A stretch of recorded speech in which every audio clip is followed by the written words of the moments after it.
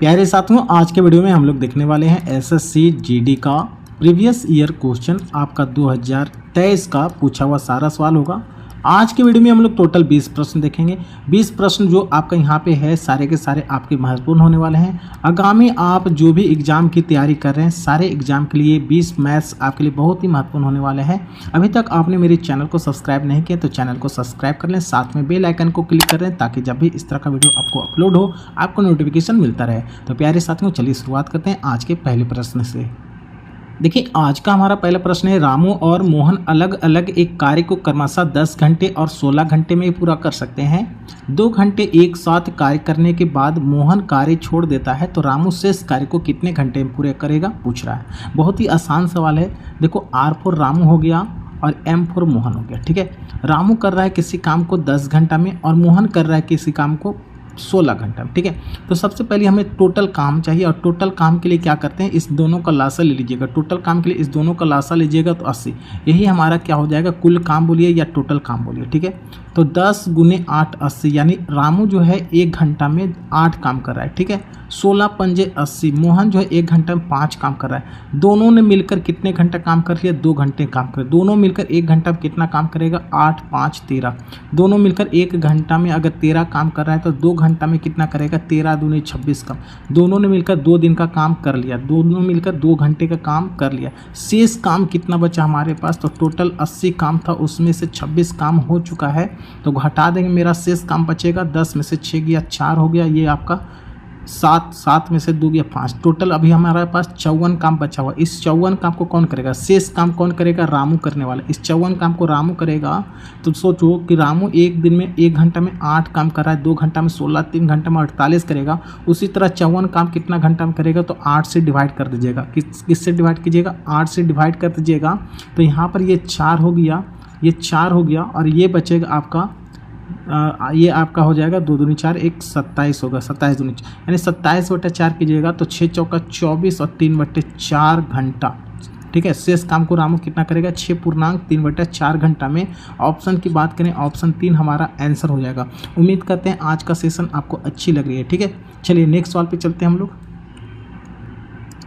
देखिए, हम लोग का नेक्स्ट सवाल हमारा 2 नंबर प्रश्न आ गया। सबसे पहली बात तो आप इस वीडियो को रोकिए और अपने से बनाने की कोशिश कीजिए, क्या आपसे बन रही है। नहीं बने तो आप मेरा सॉल्यूशन देख सकते हैं। जैसे ये इस प्रश्न में बोल रहा है कि 20 लीटर और 36 लीटर के 2 कंटेनर में दूध और पानी की अनुपात आपका दिया हुआ 3:7 और 7:5। कहने का मतलब है 20 लीटर का जो कंटेनर है उसमें दूध और पानी का अनुपात है 3:7 और 36 लीटर का कंटेनर है उसमें 7:5 है। दोनों कंटेनरों को एक दूसरे में मिश्रित कर दिया जाए तो दूध और पानी का अनुपात क्या होगा, यानी दोनों को एक तीसरे बर्तन में मिला दिया जाए तो तीसरे बर्तन में दूध और पानी का अनुपात कितना होगा, पूछ रहा है। ऐसे प्रश्न को बनाने का सबसे आसान तरीका देख लो। मान लो ये पहला कंटेनर है और ये आपका दूसरा कंटेनर है। मिल्क और वाटर की बात हो रहा है, मिल्क और वाटर की बात हो रहा है, मिल्क और वाटर की बात हो रही है। ठीक है, पहले बर्तन में कितने 3:7 है और दूसरे बर्तन में 7:5 है। पहले बर्तन में टोटल कितने लीटर है, तो 20 लीटर है इस बर्तन में और इस बर्तन में 36 लीटर है। ठीक है, इस दोनों से एक तीसरे बर्तन में डाल दिया जाए जिसमें दूध और पानी की अनुपात पूछा, दूध और पानी का अनुपात पूछेगा। जब भी इस तरह का प्रश्न ऐसे बनेगा तो देखो करना क्या है, दूध को दूध के साथ मिलाना है। तो 3 लीटर दूध है, देखो 7 3 10 में टोटल अगर बर्तन की बात करें तो 7 3 10, 10 में 3 लीटर दूध है तो हम कह सकते हैं 3 भाग दूध है कितना में, 7 3 10 में। ठीक है, और कितना लीटर में, 20 लीटर में, तो गुना करना है 20। ये आपका दूध हो गया पहले बर्तन से। दूसरे बर्तन से अगर दूध की बात किया जाए तो दूध को दूध के साथ जोड़ेंगे। 7 लीटर दूध है, 7 5 12 में, 7 5 12 में। ठीक है, और गुने कितने लीटर में, 36 लीटर में। ये आपका यहाँ से दूध निकल गया, ये आपका यहाँ से दूध निकल गया। अब बची पानी की, तो पानी उसी तरह पानी करेंगे।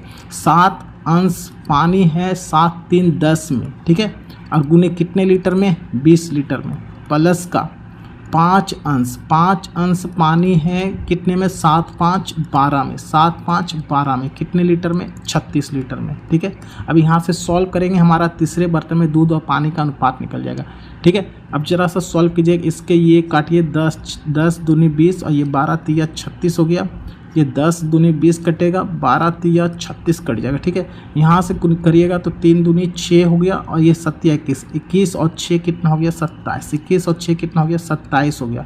यहाँ से देखिए 7 दूनी 14, 5 तिया 15, 14 और 15 हो गया 29, तो 27:29 हमारा यहाँ पे आंसर हो गया। ठीक है, क्लियर है। उम्मीद कर रहे हैं आप लोग को सेक्शन अच्छा लग रहा है। देखिए हम लोग का नेक्स्ट सवाल आपका 3 नंबर है कि हर्षी ने स्टोर से एक नई स्वेटर खरीदी है जब वे 40% की छूट दे रहा है। जब स्वेटर पे 40% का छूट मिल रहा है तब वह क्या कर रहा है, एक स्वेटर खरीद रहा है। यदि स्वेटर का अंकित मूल्य इतना आपका रुपया दिया हुआ है तो हर्षी ने छूट के साथ कितना रुपया भुगतान किया। यानी अंकित मूल्य आपका दिया हुआ स्वेटर का, तो स्वेटर खरीदा कितना में हर्ष जो पूछ रहा है। ठीक है, तो सीधा अगर अंकित मूल्य आपका 2 पर 9 3 × 9 है, यानी 2999 रुपये स्वेटर का दाम है, छूट कितना के दे रहा है 40% का, तो हमें कितना में मिलेगा। अगर कोई भी चीज़ अपने आप में 100% होता है, अंकित मूल्य अपने आप में 100 होता है, अगर 40 का छूट दे रहा है तो हमें देना कितना होगा 60% देना होगा। यानी 2999 का 60% हम निकाल लें तो मेरा काम हो जाएगा। ठीक है, तो 2999 गुने 60/100 कीजिएगा, 1 शून्य से 1 कट गया, अब 6 से गुना कीजिएगा, 6 × 54 के 4 हाथ मेरा 5, 6 × 54 5, 59 के 9, 59 के 9 हाथ मेरा 5, 6 × 54 और 5, 59 के 9 हाथ मेरा 5, 6 दूनी 12, 5 17, एक अंक के बाद दशमलव, इसलिए 179940 रुपया हमारा यहाँ पे आंसर हो जाएगा, जो ऑप्शन आपका 2 में है। क्लियर है, बहुत ही आसान था। नेक्स्ट सवाल देखिए हमारा 4 नंबर का था प्रश्न में, एक व्यक्ति 2 कुर्सियां आपका 475 रुपया प्रत्येक में बेचा। प्रत्येक कुर्सी को 475 रुपया में बेचता। एक पर 25% का लाभ हुआ, दूसरे पे 20% की हानि हुआ। यदि उसने दोनों कुर्सी को अगर 575 रुपया प्रत्येक में बेचा हो जाता तो उसका लाभ प्रतिशत कितना होता जो पूछ रहा है, लाभ या हानि प्रतिशत कितना होता जो पूछ रहा है। तो ऐसे प्रश्न को देखो, दोनों का अगर 575 रुपया में बेचेंगे, एक का दाम है 575, तो 2 का दाम कितना होगा, 2 का दाम कितना, गुना 2 कर देंगे, गुना 2 करेंगे तो 5 दूनी 10 के 0 हाथ में 1, 7 दूनी 14, 1 15 5 हाथ में 5 दूनी 10 11, यानी 2 कुर्सी का विक्रय मूल्य आपका दिया हुआ है 1150 रुपया। अब यहाँ 2 कुर्सी का विक्रय मूल्य पता है और क्रय मूल्य अगर निकल जाएगा तो मेरा काम हो जाएगा, क्रय मूल्य निकल जाएगा तो मेरा क्या हो जाएगा, काम निकल जाएगा। तो सबसे पहली बात तो क्रय मूल्य निकालते हैं हम लोग, क्रय मूल्य और विक्रय मूल्य का रेशियो निकालते हैं। यहाँ से दोनों कुर्सी, प्रत्येक कुर्सी को 475 रुपया में बेचा, प्रत्येक कुर्सी को कितने में बेचा 475 रुपया में बेचा है। एक पे 25% का लाभ हुआ, दूसरे पे 20% की हानि हुआ। ठीक है, मान लो पहले कुर्सी अगर 25% का लाभ हुआ, 25% का मतलब होता है आपका 1/4, 25% यानी 1/4, 4 का कुर्सी था तो 1 रुपया का लाभ हुआ, 5 में बेचा। और दूसरे कुर्सी को कितना बेचा है 20% की हानि पे, कितने पे 20% की हानि, 20% यानी 1/5 हो गया। ठीक है, यानी कि हम कह सकते हैं 5 का सामान यहाँ पर हानि में बेचा है, 4 में बेचा। अब प्रत्येक कुर्सी को बोला है 475 में बेचने को, मतलब प्रत्येक का विक्रय मूल्य समान हो गया। यहाँ पे विक्रय मूल्य समान नहीं है तो मैं क्या करूँगा, विक्रय मूल्य को समान करूँगा, यहाँ पर 5 से गुना कर दूँ, यहाँ पे 4 से गुना कर दूँ, विक्रय मूल्य हो गया समान। रेशियो का नियम कहता है जितना एक्स्ट्रा यहाँ से गुना किए तो एक्स्ट्रा गुना यहाँ से कीजिएगा, एक्स्ट्रा गुना एक्स्ट्रा 5 से तो यहाँ भी 5 से कीजिएगा। ठीक है, अब टोटल क्रय मूल्य देखा जाए तो 5 × 25 और 5 × 25 और 4 × 16, 4 × 16, 5 × 25, 25 और 16 को जोड़िएगा तो आपका हो जाएगा 41। टोटल मेरा अगर क्रय मूल्य का रेशियो से बात करें तो 41 हो गया मेरा क्रय मूल्य। अब देखो हम तुलना करेंगे, ये प्रत्येक कुर्सी को कितना बेचा था 475 रुपये में, प्रत्येक कुर्सी को 475 रुपये में बेचा था, यानी एक कुर्सी का दाम 475 था। यहाँ से एक कुर्सी का दाम कितना हो गया 5 चौके 20 हो गया। ठीक है, तो विक्रय मूल्य का तुलना विक्रय मूल्य से करके आप गुना 41 कर देंगे तो मेरा क्या निकल जाएगा, क्रय मूल्य निकल जाएगा, मेरा क्या निकलेगा, क्रय मूल्य निकल जाएगा। ठीक है, अब इसको सॉल्व करते हैं, जरा सा काटो, यहाँ से 5 से कटेगा 5 चौके 20, ये 5 से कटेगा 5 × 9 45, 5 × 5 25। ठीक है, यहाँ से 95 गुने 41/4 करना है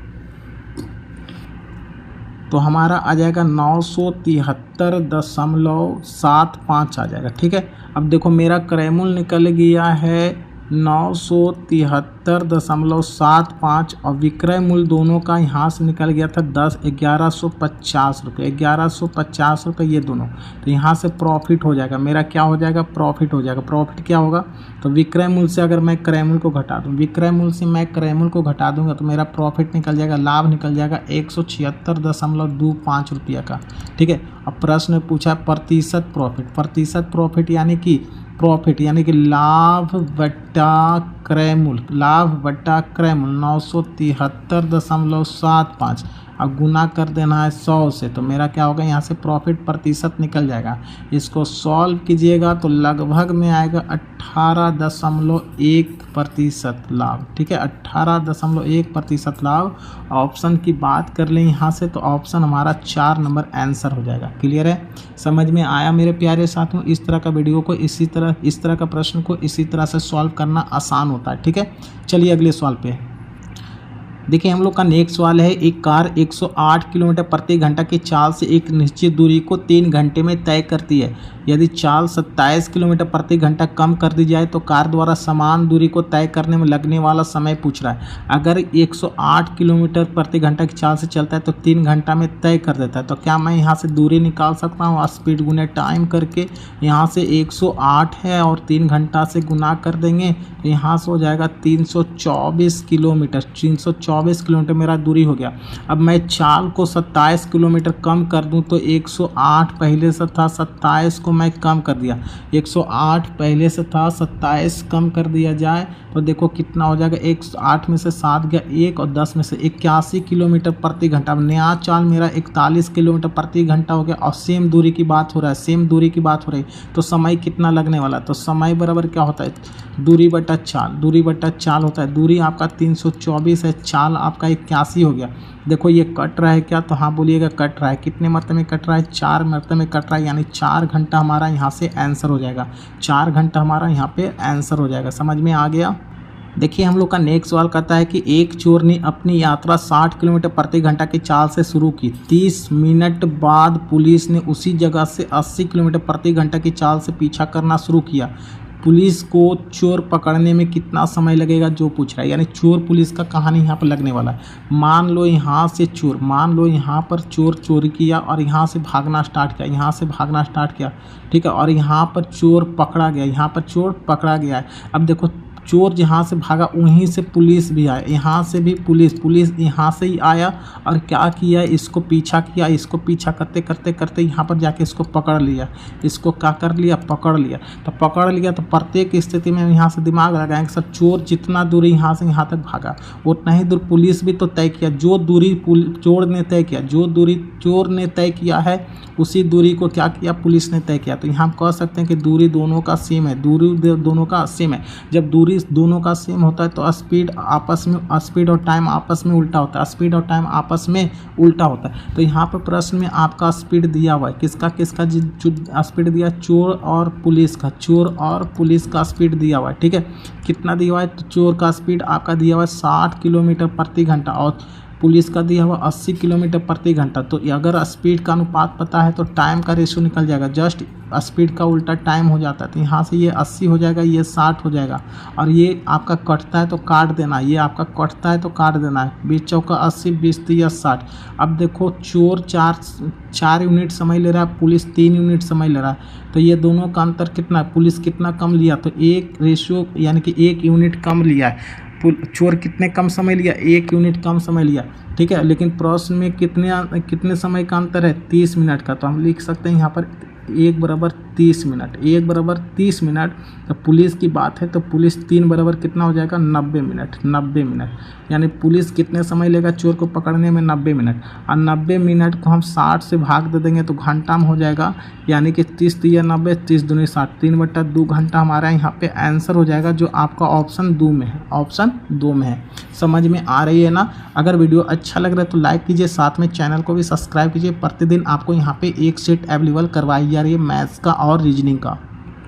देखिए हम लोग का नेक्स्ट सवाल कहता है कि राहुल एक निश्चित दूरी 4 किलोमीटर प्रति घंटा की चाल से तय करता है और उसी मार्ग से 3 किलोमीटर प्रति घंटा की चाल से वापस आता है। पूरी यात्रा के लिए उसकी औसत चाल पूछा। औसत चाल, अगर दूरी समान हो, अगर दूरी क्या हो? दोनों का समान हो, जितना दूरी गया उतनी दूरी आया। 4 के स्पीड से गया, 3 के स्पीड से, जहाँ गया वहाँ से आया, यानी दूरी हो गया सेम। और जब दूरी सेम हो गया तो औसत चाल का फॉर्मूला होता है, औसत चाल बराबर होता है 2xy बटा x प्लस वाई। यहाँ एक्स वाई क्या है, स्पीड 1 और स्पीड 2 है, तो 2 गुने आपका 4 और गुने 3 हो जाएगा और यहाँ पर 7 हो जाएगा। यानी यहाँ सॉल्व कीजिएगा तो चलते 12 दूनी 24 बटा 7 यानी 7 दूनी 14 7 या 21 हो गया। 3 0 30 हो जाएगा, 3 0 30 7 चौके 28 होगा, बचेगा 2 तो 2 बचेगा। इसी में आंसर आ जाना चाहिए। देखो यहाँ पर 3.4 किलोमीटर प्रति घंटा, 3.4 किलोमीटर प्रति घंटा जो आपका ऑप्शन 3 में है। ठीक है, देखिए हम लोग का नेक्स्ट सवाल कहता है कि रोहन अपनी पूरी यात्रा को 3 बराबर, कितना है 3 बराबर भागों में विभाजित करता है। अपनी कार से पहले भाग को 30 किलोमीटर प्रति घंटा की चाल से, दूसरे भाग को 40 किलोमीटर प्रति घंटा की चाल से और अंतिम भाग को 50 किलोमीटर प्रति घंटा की चाल से तय करता है। उसकी पूरी यात्रा के दौरान उसकी कार की औसत चाल पूछ रहा है। औसत चाल पूछा, जब दूरी समान हो तो अगर 2 दूरी रहेगा तो आपको तो ये फार्मूला लगाना है औसत चाल में, लेकिन 2 दूरी अगर 2 स्पीड नहीं रहा, 2 से ज़्यादा स्पीड रहेगा तो करना क्या होता है कि अगर दूरी समान होगा तभी ये नियम लगाना है। ठीक है, पहला स्पीड 30 के स्पीड से, दूसरा स्पीड 40 के स्पीड से, तीसरा स्पीड 50 के स्पीड से। इस तीनों का लासा ले लीजिएगा, तीनों का लासा लीजिएगा। अगर तीनों का मैं लासा ले लूँ यहाँ पर तो 600 हो गया, 600 मेरा क्या हो गया, यहाँ पर 600 हो गया तीनों का लासा। अब करना क्या, यहाँ से भाग देना है। 30 से भागा दीजिएगा तो हो जाएगा 20 मरतबा में, 40 से भागा दीजिए हो जाएगा 15, 50 से भागा दीजिए 12। ठीक है, तो यहाँ से पता चला कि 600 मान लो एक मतलब 3 बराबर भाग में बांटा है ना, ये 3 बराबर। ठीक है, 1 2 3 तो प्रत्येक 600 है, प्रत्येक कितना का है 600 का है और ये समय का अनुपात निकल जाता है। ठीक है, तो यहाँ से औसत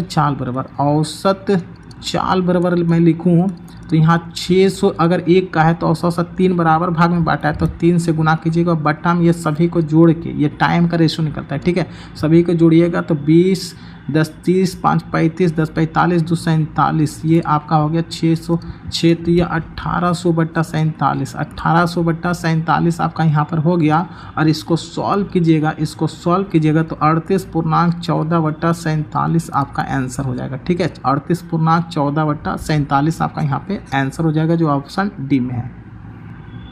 देखिए हम लोग का नेक्स्ट सवाल 9 नंबर का था। ए एक कार्य को 8 दिन में करता है, बी 24 दिन में कर सकता है। एक साथ शुरू काम करते हैं लेकिन कार्य पूरा होने से 4 दिन पहले ए ने काम छोड़ दिया तो संपूर्ण कार्य को पूरा करने में ए और बी द्वारा लिया गया दिनों की संख्या ज्ञात करना। ठीक है, देखो अब ये काम पूरा होने से पहले छोड़ा गया, तो इसका कंडीशन क्या होता है। सबसे पहली बात तो ध्यान दीजिएगा, ए और बी है। ठीक है, ए करता है 8 दिन में, बी करता है 24 दिन में। सबसे पहले टोटल काम लेना है और टोटल काम के लिए दोनों का लासा ले लेना है। लासा यानी कि 24 हो गया हमारा यहाँ पे टोटल काम। ठीक है, यहाँ पर लासा हो गया 24 यानी टोटल काम 24। 8 दिन में करता है 24 काम तो 1 दिन में 8 या 24, 1 दिन में ई करेगा 3 काम। बी की बात करेगा तो 24 से कम 24, बी करेगा 1 दिन में 1 काम। ठीक है, अब यहाँ पर काम देखो 4 दिन पहले छोड़ रहा है, काम समाप्त होने से 4 दिन पहले छोड़ रहा है। तो इस तरह का कंडीशन में क्या करना है, टोटल काम जो आपका 24 है, 4 दिन पहले कौन छोड़ रहा है, ए छोड़ देता है। तो ए 1 दिन में 3 काम कर रहा है, तो अगर 4 दिन पहले काम छोड़ रहा है तो इसको क्या करना है, 4 दिन काम करवाओ। जो छोड़ के जा रहा है वो काम इसका कितना है, 12 है। 1 दिन में 3 काम कर रहा है तो 4 दिन पहले छोड़ के जाएगा तो 12 काम छोड़ के जाएगा। इस 12 काम को इसी में ऐड कर देना है, जो टोटल काम है उसमें से 12 काम को ऐड कर दीजिए और दोनों से डिवाइड कीजिए। दोनों का 1 दिन की कार्य क्षमता 3 1 4 है, 3 1 4 है, 4 से डिवाइड कर दीजिएगा, मेरा आंसर हो जाएगा 36/4 यानी कटेगा तो हो जाएगा 9 दिन में। कितने दिन में, 9 दिन आपका यहाँ पे आंसर हो जाएगा। पूरे काम को समाप्त करने में 9 दिन लगेंगे। देखो कितना आसान है, मेथड को पकड़ते हुए चलिएगा। नेक्स्ट क्वेश्चन हम लोग का देखिए, कहता है कि एक वस्तु का मूल्य 2 वर्ष में घटकर 18,000 से 14,580 हो जाता है तो मूल्यह्रास की वार्षिक दर निकालना। तो जब भी ऐसे प्रश्न हो या फिर इस तरह का प्रश्न सीआई में भी होता है, ठीक है, चक्रवृद्धि ब्याज में रेट निकालना होता है, तो ऐसे प्रश्न को करना कुछ नहीं है। एक तरफ आपका कितना है 18,000 है और एक तरफ 14,580 है। ठीक है, इसको इस तरह से रेशियो करना है। बात हो रही है 2 वर्ष का, तो यहाँ पर 2 वर्ष की बात होगा तो रूट चढ़ा के इससे बाहर निकालना। 3 वर्ष की बात होगा तो क्यूब रूट चढ़ा के बाहर निकालना। 4 वर्ष का हो तो यहाँ पर 4 देना और रूट से बाहर निकालना। ठीक है, तो इस तरह से पहले मैं इसको तोड़ लूँगा तो 0 0 ये कट गया, ये शून्य शून्य कट गया। अब यहाँ मैं 2 से भाग दे दूँ, कितने से भागा दूँ, अगर 2 से तो ये हो जाएगा 900, ये कितना हो गया 900। अगर यहाँ 2 से भागा देंगे तो 7 दूनी 14, 2 दूनी 4 और 9 दूनी 729। अब देखने से लग रहा है कि ये आपका 900 जो है 900 अगर मैं रूट चढ़ा दूँ तो ये 30 का है और ये 27 का। तो यहाँ से 30 हो गया, यहाँ से 27 निकल गया, ठीक है। 30 और 27 निकल गया तो यहाँ से अब दर निकल जाएगा। 30 से 27 हो गया, कितने का कमी हो गया 3 का कमी हो गया, कितना पे 30 पर। और रेट निकालना है तो 100% से गुना कर दीजिएगा। तो यहाँ से ये शून्य शून्य कट गया, ये 3 3 कट गया, तो हुआ कितना 10%। यही हमारा यहाँ पे आंसर हो जाएगा, ठीक है। ऑप्शन की बात किया जाए तो ऑप्शन 3 नंबर हमारा यहाँ पे आंसर हो जाएगा। आइए 11 नंबर प्रश्न कहता है 24 और 36 का तृतीय समानुपाती क्या होगा, जो पूछा है। समानुपाती जब भी होगा आपका A अनुपात B समानुपात B अनुपात C होगा, ठीक है। ये आपका तृतीय का नियम है। तो आपका A हो गया 24, A कितना हो गया 24 और B कितना हो गया आपका 36, ठीक है। समानुपात की बात किया जाए तो फिर B अनुपात C निकालना, इसलिए X कर दिया। ऐसे प्रश्न में अब क्या करना होता है कि दूर का गुना दूर से और नज़दीक का गुना नज़दीक से कर दीजिएगा। तो 36 गुने 36 और बराबर में 24 गुने x कर दीजिए। अब ये दोनों का दोनों 12 से कट रहा है, तो 12 दूनी 24, 12 तिया 36 और 2 से ये काटिए 18 दूनी, तो x बराबर हो गया 54, यानी तृतीय अनुपात मेरा कितना हो गया यहाँ पे 54 हमारा आंसर हो जाएगा। नेक्स्ट सवाल देखिए हमारा 12 नंबर का है 2 शंकुओं के आयतन का अनुपात दिया हुआ है और उनकी त्रिज्या का अनुपात दिया हुआ, उनकी ऊंचाई का अनुपात क्या होगा, जो पूछ रहा है। तो देखो शंकु की जो आयतन होती है, शंकु का जो आयतन होता है उसका फार्मूला क्या होता है 1/3 पाई r स्क्वायर h होता है, ठीक है। इसी पर काम चलेगा। तो 1/3 हो गया, पाई हो गया, रेडियस कितना है एक का आपका 3 है, तो 3 गुने 3 करेंगे r स्क्वायर और h, यहाँ पे h1 लिख लो, ठीक है। ये पहला शंकु का आयतन हो गया। उसी तरह दूसरा शंकु का आयतन करें तो 1/3 गुने पाई 1/3 पाई r स्क्वायर, तो r कितना हो गया इसके लिए 4 हो गया दूसरे के लिए, ठीक है। तो r स्क्वायर 4 गुने 4 और h2 हो गया। और दोनों का आयतन का हो गया और दोनों का आयतन दिल है 3:2 यानी 3/2। अब यहाँ से मैं काटूंगा, मेरा आंसर हो जाएगा 1/3 कैंसिल, पाई से पाई कैंसिल हो गया। अब यहाँ 3 से 3 कैंसिल हो गया और ये 2 से ये 2 4 कैंसिल हो गया, ठीक है। तो अगर मैं यहाँ पे h1/h2 की बात किया जाए तो ये तिरछा तिरछी गुना हो जाएगा, यहाँ पर आ जाएगा 3 और ये 4 दूनी 8 तिरछा गुना होगा यहाँ पे, तो 8 यहाँ पर हो जाएगा। यानी बात किया जाए तो 8:3 हमारा यहाँ पे आंसर हो जाएगा। और ऑप्शन की बात करें ऑप्शन 4 हमारा यहाँ पे आंसर है। देखिए हमारा नेक्स्ट सवाल कहता है कि अगर RS यानी कि 5,750 रुपया एक वर्ष के लिए 16% की दर से वार्षिक रूप से चक्रवृद्धि होने वाले ब्याज और अर्धवार्षिक रूप से चक्रवृद्धि होने वाले ब्याज के बीच का अंतर है। ब्याज का अंतर पूछा है 5,750 रुपया पे 16% की दर से वार्षिक चक्रवृद्धि ब्याज और अर्धवार्षिक चक्रवृद्धि ब्याज का अंतर पूछा है। जब भी CI/SI की बात हो तो हम लोग डायरेक्ट ब्याज पर ही काम करेंगे, ठीक है। तो CI देखो, अगर वार्षिक की बात हो, अगर मैं यहाँ पे वार्षिक की बात करूँ तो यहाँ रेट कितना हो गया आपका 16% और टाइम होगा 1 वर्ष, ठीक है। टाइम कितना होगा 1 वर्ष। अब बात करें अर्धवार्षिक का, बात करें अर्धवार्षिक की तो बात करेंगे अर्धवार्षिक का, तो रेट हो जाता है आधा, यानी 16 का आधा 8% और टाइम हो जाता है दुगना, 1 वर्ष से हो जाएगा 2 वर्ष, ठीक है। तो मैं अगर यहाँ पर CI प्रतिशत निकालूँ वार्षिक का तो 16% की दर से 1 वर्ष का 16 ही होगा, 16% ही होगा। लेकिन यहाँ पर मैं CI की बात करूँ तो 8% से 2 वर्ष की बात हो गया। तो यहाँ पर मैं फार्मूला लगा दूंगा A+B और +AB बटा 100% का मैं यहाँ पे फार्मूला लगा दूँ तो 8 8 16 16 हो जाएगा, 8 8 16 और 16 8 गुना 64, तो 8 8 64, तो 16.64% हो जाएगा CI प्रतिशत इसका और ये वार्षिक में इसका। अब ये दोनों का अंतर की बात किया जाए, यहाँ पे अंतर की बात किया जाए तो अंतर होगा कितना, देखो 0.64% और 0.64% किसका हो जाएगा, तो ये आपका मूलधन का हो जाएगा। मूलधन आपका कितना 5750 है, गुने इसका 0.64% निकाल दीजिएगा, हमारा आंसर हो जाएगा। इसको सॉल्व कीजिएगा, हमारा आंसर हो जाएगा, ठीक है। इसको सॉल्व करेंगे हम लोग तो आ जाएगा 36.80 पैसा। 36.80 रुपया हमारा यहाँ पे आंसर हो जाएगा। इसको सॉल्व कीजिएगा आप लोग, ठीक है। ऑप्शन 4 हमारा यहाँ पे आंसर हो जाएगा। नेक्स्ट सवाल देखिए हमारा 14 नंबर, निम्नलिखित व्यंजक का मूल्यांकन के। ये आपका सिंप्लीफिकेशन का सवाल है, ये आपका सिंप्लीफिकेशन का सवाल है और यहाँ पर कुछ भी नहीं, ये आपका गलत लिखा हुआ, ठीक है। इसको आप सॉल्व करना है, इसको आप सॉल्व करके आपको बताना है मेरे कमेंट बॉक्स में, ठीक है। आपको मेरे कमेंट बॉक्स में बताना है कि इसको सॉल्व करने के बाद इस 4 ऑप्शन में से कौन सा आंसर आपको आ रहा है, ठीक है। प्यारे साथियों, और भी वीडियो अच्छा लग रहा है तो एस लिख के भी टाइप कीजिएगा मेरे कमेंट बॉक्स में, ताकि हमें भी पता चले आप लोगों को समझ में आ रही है, पसंद आ रही है, ठीक है। चलिए अगले सवाल पे हम लोग देखिए। हम लोग का नेक्स्ट सवाल 15 नंबर कहता है कि 28 के वर्ग को उस सबसे बड़ी संख्या से विभाजित किया जाता है जो 42 और 56 दोनों को पूर्णतः विभाजित कर सकती है। यानी 28 की वर्ग की बात हो रही है तो 28 की वर्ग करो तो 28 का वर्ग कितना होता है 784। यानी 784 को उस संख्या से डिवाइड कीजिए जो आपको 42 और 56 दोनों को पूर्णतः विभाजित कर दे। यानी 42 और 56 का यहाँ पे एचसीएफ की बात करें जो दोनों को विभाजित कर दे तो 14 एक ऐसी नंबर है जो दोनों को विभाजित करती है बड़ी सी बड़ी, ठीक है।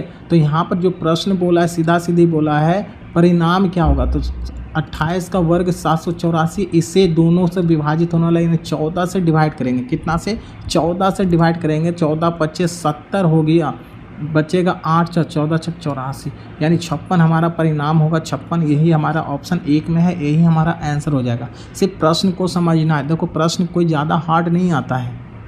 नेक्स्ट सवाल हमारा 16 नंबर प्रश्न करता है कि the curved surface area of a sphere is 1386 the volume of this sphere. Sphere का मतलब होता है गोला।